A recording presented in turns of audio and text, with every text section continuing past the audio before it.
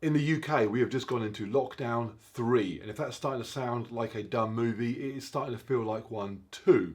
Last year, lockdown 1, something of a summer blockbuster, almost quite exciting. Everyone bought a puppy, took up jogging, and we clapped at the end.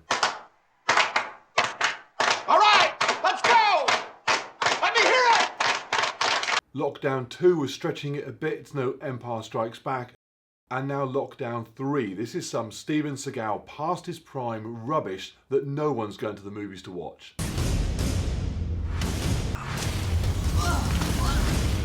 I'm done. Which you couldn't anyway, because they're shut. In short, it is grim, and I'm in no way suggesting I'm having a particularly bad time of it compared to many. I'm probably getting off very lightly indeed, especially compared to our younger people. As a parent, I know what it's like to have your kids and watch them being homeschooled by a PlayStation. My kids won't be able to spell school soon, let alone ever go back to it. Watching them is like the Benjamin Button of education. And what of all this for health and fitness? Well, on Monday this week, I sat down to plan out my entire training regime for the first quarter of 2021. And as I did so, more and more information started to leak out about the impending lockdown. And as it did, with regards to my health and fitness training, I started to wonder, what is the point? Or to put a more positive spin on it, what is the point? Because there is still a point, it's just a case of finding it. Now, there is a theory that there are only 3 reasons why anybody engages in physical activity. And if you like your scientific theories to come with trivialities like science, look away now. But if you like the partially formed ideas of moron gym instructors from the early 90s, as somebody who was one, buckle up. The 3 F's theory. This is the premise that we used to use to get people to engage in their health and fitness back when I was working in the gym, by which I mean make them buy memberships so that we could earn bonus at the end of the year.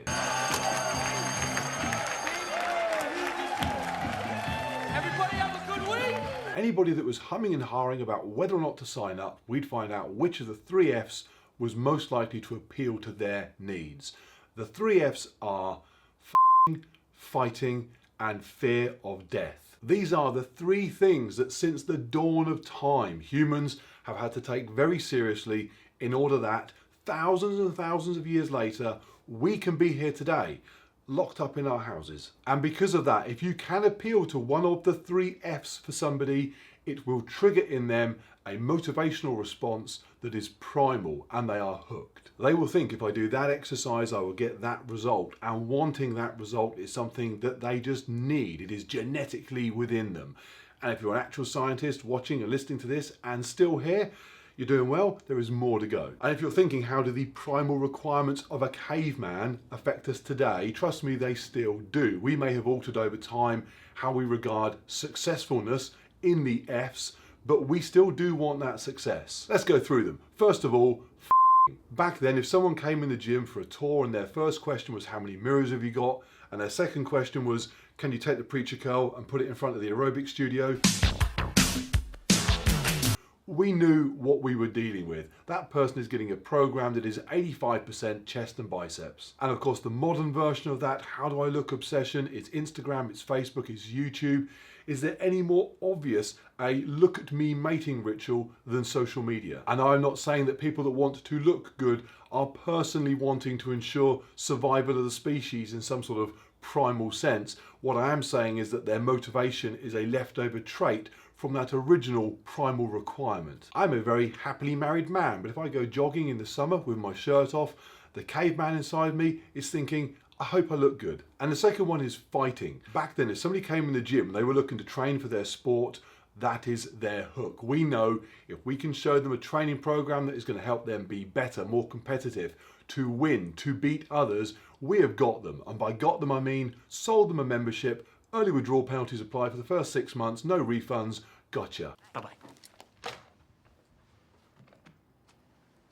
And yes, any sport is just fighting reimagined for a more civilized society. They pretty much invented sport to compensate for the fact there was nothing to fight against. You didn't need to fight the thing you wanted to eat for your dinner, or fight the thing that wanted to eat you for your dinner, or fight your neighbour who wanted to eat the thing that you wanted. You get the idea. There was a time when there was a lot of fighting going on, and fighting and battling when you need to do it is very convenient, but it's rather destructive when there's nothing to fight and battle against. So instead, they make us run and jump and punch each other in the face, call it sport, job done. And it works. When I'm on the bike racing on Zwift, something inside me is desperate to win. Why? Because I really need to win a virtual cycling race? No, because my caveman brain wants his dinner. And lastly, fear of death and illness, and it's the weakest of the three, probably because until recently humans didn't even know they could so directly and easily influence their longevity and their health through taking exercise. It is not something that we evolved with as a requirement to do well at. And you can see that by just looking around nowadays. Most people die of a condition that being healthier would have alleviated, if not eradicate.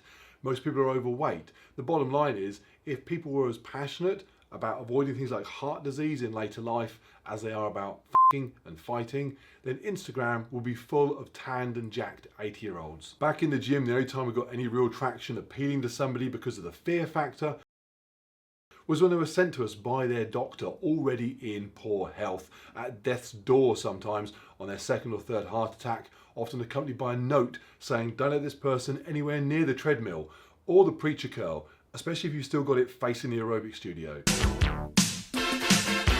The bottom line is that tapping into someone's fear of illness and death in the future as a motivator only works well for some, but it works a little bit for many, so it's still very relevant. Okay, so the 3 F's for me. What was the point of training? What has been lost because of lockdown? And what will the new point be? Let's start with fear of death and illness, because ironically, although it's the one that has the least motivation for most people, it is the one that in the last 12 months should have gone through the roof. We have been told for months and months now that the fitter you are, the healthier you are, the less excess weight you are carrying, the better you are likely to fare if you succumb to coronavirus. And yet there doesn't seem to be much evidence that people really care. What you would have thought would have happened is something of a reversal of the whole fat and fit is okay type of philosophy that had been gaining some traction prior to all this. You'd have thought maybe there'd been something of a government push on being in better shape, some sort of promoted motivation to move people towards maybe losing some excess weight if they need to, maybe taking a little exercise. Yet that hasn't really happened. Oddly, the known facts that are undisputed, which is majority of people are overweight, being overweight is not a good place to be if you get coronavirus, and tens of thousands of people every single day get coronavirus, seems to be fed into some sort of government think tank and come out the other side as just stay home. It is mind-boggling, and made even worse because according to my Facebook feed since Monday when lockdown 3 was announced, many people seem to deal with being stuck at home by just eating and drinking more than normal. However, if you are somebody who can take the current situation as a clue that working towards improved health and fitness might be a good point of exercise, then you can certainly gain from it. It's certainly how I view myself. I am motivated by that reason. I am fit, I am healthy, I would probably shrug off coronavirus very easily if I were unlucky enough to get it. But equally, having done a couple of Zwift rides after my Christmas break, I know how differently my body responds to extreme stress when I'm slightly untrained versus before Christmas when I was trained.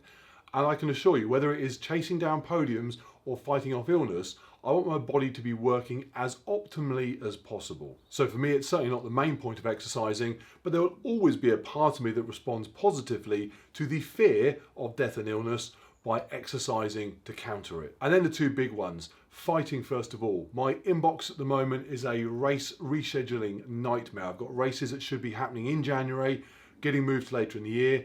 Races from last year that were moved to January, getting moved to goodness knows where. I've got races scheduled for the months to come. I have no idea. It's an absolute disaster. My regular weekend fix of going off into the wilderness and battling and competing against others and coming home triumphant with a little medal that says, well done, you ran around the wood fast. That's gone completely. And this time of year, I should be out there doing that all the time. It's the perfect time of year for all those sort of trail run races, the ultra marathons. I had runs with the dog booked in. I even had a run with the dog in a wood in the middle of the night due to take place, cancelled. Exciting, fun things to be doing. I used to come home from those events, sit on the sofa in the evening, and my inner caveman's desire to have battled and competed was completely satisfied. And that's all gone. Even the long-term plans are looking in jeopardy. I've got an Ironman supposed to be happening in June. I'm not sure that's going to take place, not the way I would want it to anyway. I've run a few races lately where there's no spectators allowed and you finish in a farmer's field on your own, no one there to give you a clap, and it's all right for a 10k. But I don't know that I want to be running a marathon on an Ironman event through empty streets. So I need to compete, and it's where Zwift on the bike has been absolutely brilliant. It's allowed me to get that fix to a certain extent. I've even just joined a Zwift bike racing team, starts next Tuesday. They asked me the details. Some people said join our team. I said okay, I will figure out before the first race exactly what I'm supposed to be doing. But it does sound very exciting, competing with others, against others, where my outcome matters not just to me but to them. It is ticking that box. I'm also going to be doing my regular races as well. It is not quite the same as getting out into the real world, competing against real people, but it is pretty close. And as for running, I'm going to have to just create that competition myself. So over the coming days, I'm going to get out and I'm going to run a 1 mile, a 5k, 10k, half marathon, maybe a marathon. I'm going to set myself some times, some targets, and I'm going to stick those up around here so I can focus on them, and over the coming 8 weeks I'm going to work to hit some personal bests. My guess is that lockdown 3 is going to take us till about mid-March. I can't see it ending before then. I also can't see anybody in government having the stomach for us being in lockdown still on the anniversary of lockdown 1 starting. So I'm guessing 8 weeks, and I want to burst out of this lockdown a running machine. And visualizing that moment in a couple of months' time is really important to do on a regular basis, because it's very easy to disregard the value in things that are a long way off, even though there's huge value in them. It's much easier to find the value in things right in front of your face, like the Ben & Jerry's in the freezer. Placed side by side, ice cream versus crushing a sub 5-minute mile, there's no comparison. I want the run time, but when it's placed off in the distance and the food is right here, it suffers from a perspective distortion. So you need to alter that by taking that thing in the future and bringing it right in front of your face. So this area in here is going to be covered in those motivating targets that I want to hit. I want to walk in here and see on the wall, sub 40-minute 10k. I want that to be as in my face as any junk food in the kitchen is. Very few people truly value junk food over a health and fitness objective or a sporting achievement. The problem is it's just far away for most people most of the time, especially right now. So get it, bring it close. And lastly, and remember, this is not purely about some sort of primal urge to recreate. Most of us nowadays have moved on from having to satisfy that compulsion in the traditional way. Instead, it's about appealing to the remnants of that compulsion that still today has us wanting to look good, wanting to be seen looking good, and to enjoy being seen looking good. I am a peacock! You gotta let me fly! Obviously, there are many people out there that will tell you that the shape you are in, the level of health and fitness that you achieve, those are things you should do for you. It is not for you to appeal to other people. And that is a lovely idea. If that works for you, that's great. But I also think there are a huge number of people out there who are very motivated by the fact that they think that people might view them positively. So I don't think it's too wacky an idea to run with. Now, of course, you can debate what version of beauty is relevant, given that it changes over time and cultures and so on. But right here, right now, not looking like a bag of shit is pretty much on the right tracks. Now, if you have a different vision of what beauty is, and you believe that carrying excess body fat, for example, is the way you want to go, that's absolutely fine, each to their own. It's probably not the video for you. For everyone else, how do you tap into that intrinsic desire to look good, especially under current circumstances? A classic example of when it does work well is when you want to get ready for the beach in the summer. The idea that you're half naked, everyone can see you, that's very motivating for a lot of people. But now, January, it's freezing cold, everyone's in jumpers, you're not allowed out of your house, let alone to the beach. That perspective issue that I spoke about earlier, it is very relevant here. Summer holidays seem a very, very long way away. No one's checking out my snorkel anytime soon. Are you guys for scuba? So here is my plan. Number one, I cannot hide. It'd be incredibly easy to think it just doesn't matter. There is no point in looking good because who sees? I have to counter that immediately. And I'm going to do that by monitoring myself primarily with photos, whether they end up on here as some sort of before and after in the future, or they're used purely for my benefit, doesn't matter. They are a motivating factor because they are reminding me that despite lockdown, my body goes on. It is a constantly evolving thing that can get better and get worse. It is not on hold. And again, this is what I'm doing for me. If you're suffering from things like eating disorders or body dysmorphia, then this advice is not for you. This whole channel is about average people trying to be above average. If you're already dealing with things that are outside the norm, not the place for you. So photos, and photos only. I don't need scales. In fact, if I didn't have to weigh myself to race on Zwift, I wouldn't ever go near scales. I couldn't care less what I weigh. I couldn't care less what anybody else weighs. If you stick me on a beach with 10 other people, I can tell you who's in shape and who isn't.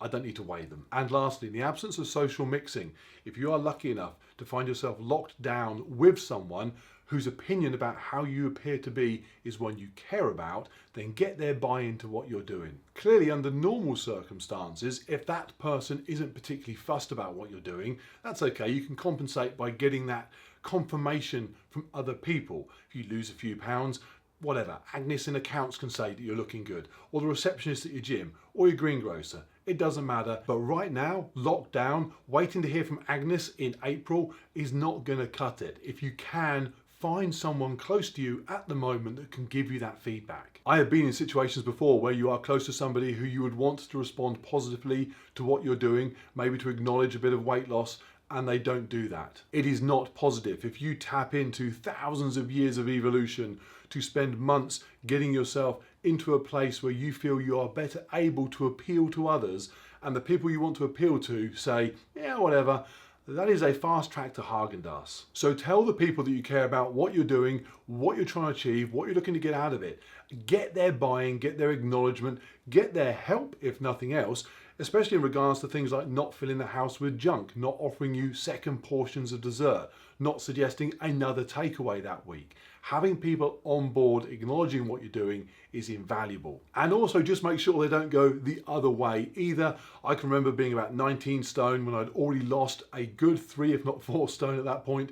Still had lots to go though, and people started to respond to the fact that I was losing weight. And they would say things like, oh, you've lost a lot of weight. Yes, I have. Thank you very much. I'm on my way to losing more. And they'd often say, oh, more? You didn't need to lose more, do you? You're not fat. To which I'd say, no, I still am fat.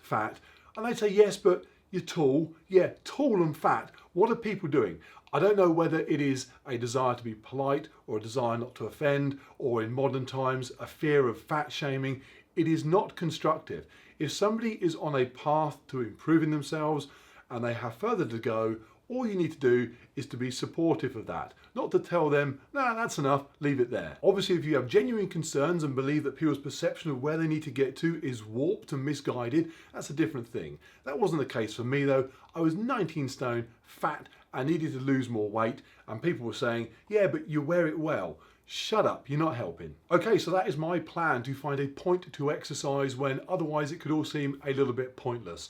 Number 1, I want to be in above average health, just in case. Number 2, I want to be competitive enough that when I'm racing on things like Zwift or competing against my own times, racing against myself, I'm doing so with a degree of success. That doesn't mean winning races, doesn't mean podiums even. It just means beating somebody. Even if it is second to last, I've beaten someone. If I beat my personal best, I've beaten me. If I can beat someone, then I sit on the sofa in the evening and my inner caveman is happy. And number 3, I've already started doing my photographs to remind myself that how I look is not on lockdown. It is not on hold. It does still matter, even if it's underneath a jumper locked in my house. And lastly, regarding motivation from others, I'm very lucky because I live with Jenna and she is not shy in explaining to me exactly how I should or should not be looking. So that is it. I'm now off to put in place a training program based on these new goals and objectives. More on that program next video, along with my further thoughts on what's going to happen with the Ironman. In the meantime, please like and subscribe. And if you're thinking that my theories sound complete nonsense, there may be, but I can guarantee you when they handed out bonuses at the gym's end of year party in 1993, it was like the 80s never ended. So we did have a vague idea of what we were doing. Although management did ask us to move the preacher curl away from the aerobic studio in the end, apparently there are only so many heart attacks a leisure centre can have before the paperwork becomes ridiculous. Okay? Safety first. Safety obviously. is first. We don't want to get a bad reputation.